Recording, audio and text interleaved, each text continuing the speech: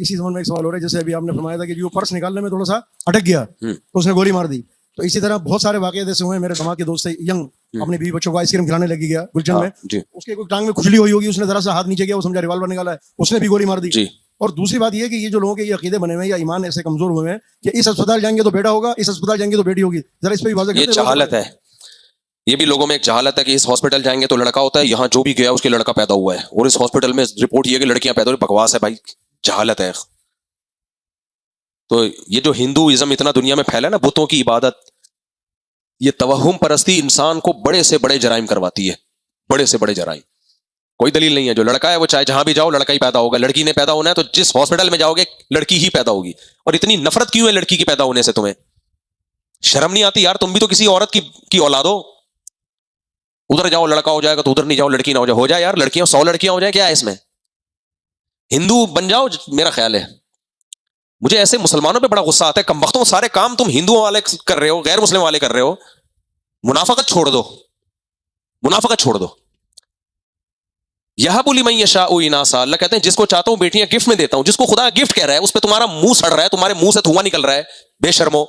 मुझे गुस्सा इसलिए आ रहा है, मैंने रोते हुए देखा एक औरत को, बताया गया बेटी पैदा हुई, रो पड़ी, मेरा दिल कर रहा था इसको लगा के चमाड़ मारूं साली को। बेगैरत, बेशरम, तुझे अपनी पैदाइश पर भी फिर शर्मिंदा होना चाहिए, मैं क्यों पैदा हुई थी?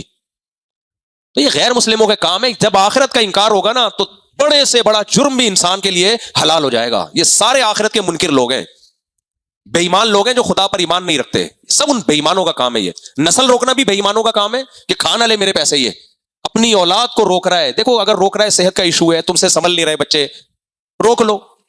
शरीयत में अच्छा काम तो नहीं है, लेकिन कोई फर्ज वाजिब नहीं है शरीयत में नस्ल बढ़ाना।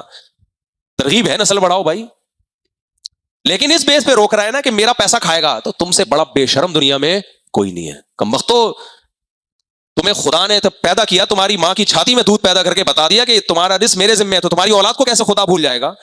ये मादा परस लोग हैं जो कहते हैं हम बंदर की औलाद हैं। उनका काम है कि ऑटोमेटिकली हो रहा है सारा काम, खुद ब खुद बच्चे मार्केट में आ रहे हैं, तो उनकी रोजी की हमें फिक्र करनी है। ये वो जो बंदर की औलादें हैं ना, डार्विन की थ्योरी से मुत्तफिक हैं, ये उनकी सोच है। जो खुदा को मानते हैं वो कहते हैं भाई ऑटोमेटिकली कुछ भी नहीं होता, बच्चा इधर मार्केट में आया, इधर मां की छाती में दूध पैदा हुआ, ये इसकी अलामत है, इसका रिस्क किसके जिम्मे है? अल्लाह के जिम्मे। आप कह सकते हो मादा परस बड़ा कमीना होता है, वो फिर कहेगा दूध ही आ रहा है ना, स्कूल की फीसें थोड़ी आ रही हैं, बच्चे को खाली दूध चाहिए। अबे बेगैरत, खुदा ने दूध पैदा करके दिखा दिया है कि इस वक्त इसकी बुनियादी जरूरत दूध है, बेहतरीन दूध पैदा करूंगा मैं। इसका मतलब जो इसकी बुनियादी जरूरत है वो किसके जिम्मे है? मेरे जिम्मे है। लेकिन इन कमीनों को कहां अकल आएगी, मादा परस्तों को? तभी ये दुनिया में डिप्रेशन से मरते हैं बेगैरत। मौलवी डिप्रेशन लेस होता है, मैंने देखा है, मैंने खुश सिर्फ मौलवियों को देखा है, सिर्फ मौलवियों को मैंने खुश देखा है। सही है, कभी आओ तुम भी, कभी मौलवी बनो, देखो लाइफ एंजॉय करोगे, जेब में धेला नहीं होगा फिर भी खुश होगा। ये जो तुम्हें बहुत से मौलवी लगते हैं ना, बहुत पैसा है, बेचारों को होता नहीं है, शक्ल अच्छी होती है जिसकी वजह से पैसे नूर होता है चेहरे पे, खुशी होती है, इसलिए लग रहा होता है बड़ी दौलत है। कभी अपने आप को गरीब दिखाते नहीं है दुनिया के सामने, लगता है होते होते कुछ भी नहीं है, तो शक्ल पे चेहरे पे उनके खुशी होती है इसलिए। और ये मादा परस होते हैं, इतनी इतनी हजार गज के बगले कमबख्तों के, बच्चा पैदा नहीं हो रहा कि जायदाद में शरीक हो जाएगा, खिलाएंगे कहां से? कमबख्त, तू सरिया देख तूने इसमें किसने डाला इस घर में?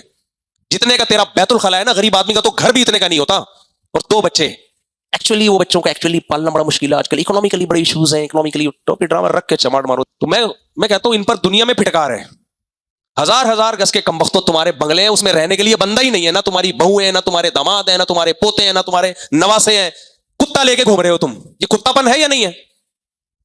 अल्लाह का शुक्र है, अल्लाह ने हमें मौलवी बना दिया भाई, हम तो बड़े खुश हैं। सीधी जब मैं आ रहा था बड़ा डर रहा था, पता नहीं मौलवी बन के क्या हो जाएगा।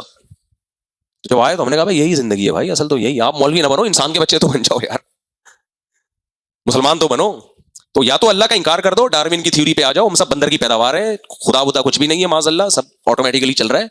और अगर खुदा को मानते हो तो यार खुदा कह रहा है मैं तुम्हें बेटी दे रहा हूं तो गिफ्ट है, गिफ्ट पे कोई कमबख्त रो रहा है तो चमाट बनता है कि नहीं बनता? आपको कोई सोने की अंगूठी लाके गिफ्ट करे, आप रो रहे हो, आप बोले यार तो इलाज करा अपना। और देने वाला गैरतमंद हो, है देने वाला क्या हो? गैरतमंद। गैरतमंद आदमी अपने गिफ्ट की बेकदरी बर्दाश्त करेगा? बोलो, मैं आपको गिफ्ट दूं सोने की अंगूठी, आप रो रहे हो हाय हाय हाय क्या दे दिया क्या दे दिया, मेरी तो बड़ी गैरत आएगी भाई, यार हमारे गिफ्ट का तू मजाक उड़ा रहा है यार। तो गिफ्ट दे रहा है खुदा और तू कह रहा है ये क्या हो गया? रोक रहे हैं, 3 बेटियां हो गई, मुफ्ती साहब मैं बच्चा रुकवा लूं, बेटी ना हो जाए, ये आ रहे होते मेरे पास, मैं बड़ा जब्त करके कहता हूं कि बच्चा नहीं रोक सकते तुम। कह रहे हैं भाई वो आईवीएफ के जरिए जेंडर सेलेक्ट कर लें लड़का। मैंने कहा भाई अल्लाह को पे छोड़ो यार, क्यों लड़का लड़की की फिक्र में लग गए हो, जो दे दे कबूल कर लो। खुदा ने अजाब बनाना होगा ना, लड़कों को तुम्हारे लिए अजाब बनाएगा, जूते लगाएंगे तुम्हारे सर पे। मैंने देखा है, मन्नत मान मान के बेटे पैदा हुए, उन शराब पी रहे हैं, डाकू बने हुए हैं, चोर बने हुए हैं, माँ बाप दुआएं कर रहे हैं अल्लाह कर ये मर जाए किसी तरीके से। तो जब खुदा के गिफ्ट का मजाक उड़ाओगे ना तो गजब किसको आएगा। अल्लाह कुरान में कह रहा है कि जिसको चाहता हूं बेटियां, यह हिबा, हिबा अरबी में गिफ्ट को कहते हैं, गिफ्ट देता हूं, उस गिफ्ट पे तुम्हारा मुंह बन रहा है, सड़ रहा है मुंह तुम्हारा, तो बगैर तो नहीं बोलूंगा तो क्या बोलूंगा।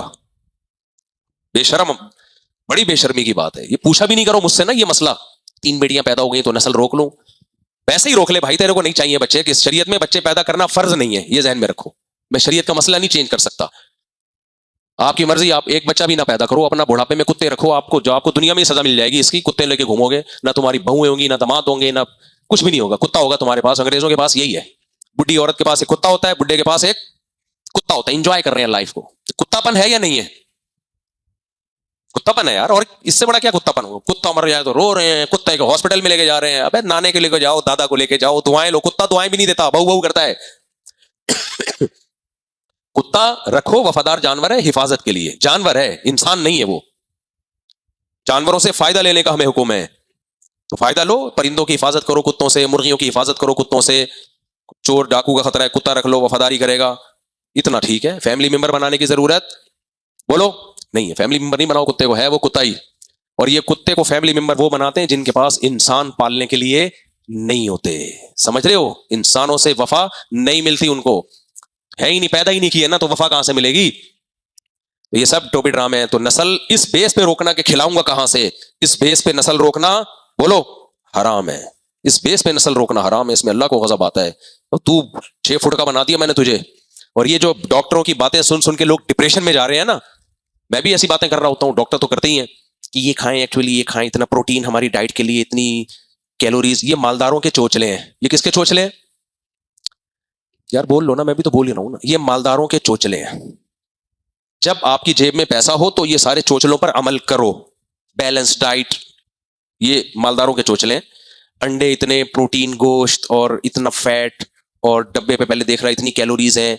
डॉक्टर ने, एक हमारे जानने वाले थे, उनको कहा मैं आपको इतनी कैलोरीज की परमिशन दे रहा हूं, इससे ज्यादा कैलोरीज नहीं लेनी, इससे कम भी नहीं लेनी। मैंने कहा सारा दिन बैठ के कैलोरीज नापता रहे तू।